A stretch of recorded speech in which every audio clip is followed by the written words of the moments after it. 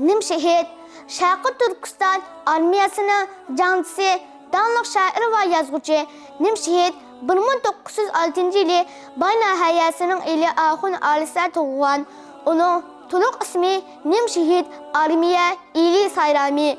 O dastlabki yezisidagi dini maktabda o'qiydi. Ondan keyin Qashqarga birib, Danlıq ilm markazi Xanliq madrasasida o'qiydi. Darsiz sirtqi vaqtlarda Alisher Navoiy, Sakkaki va Lutfga o'xshash Uyg'ur klassik shoirlarining asarlarini o'qiydi. 1933 yılı 11 ayının 13 kuni Qashqarda mustaqil Sharqi Turkiston Islom Cumhuriyati qurildi. Nimşehir davlat armiyasiga askar bo'lib, Xitoyga qarshi urushlarga qatnashdi. U urushda qattiq yaralanib, 7-8 kishi chib ketdi. U to'liq saqiyolmag'achqa bayga qaytib kelib, Tani maktabda o'qituvchilik qildi. O yazar she'rlarga Nimşehir, Yerimshehir degan taxallusi bilan yozdi. 1949 yılı Komünist Xitoy Sharqi Turkistonni bosib oldi. Nimşehir Xitoyni taklif qilgan barliq amal mansablarini rad qildi.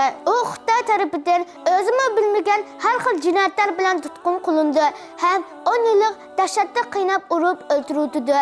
Xitoy Nimşehirning jasadini xotirjam yotqizmaslik uchun yalang'ochlab tikanga o'rab bir cholga ko'muvdi. Uninga qanoat qilmagan Xitoy Aqsudan 10 to'nqizak qilib ustida 7 yil boqdi. Nimşehir 66 yoshida shahid bo'lgan.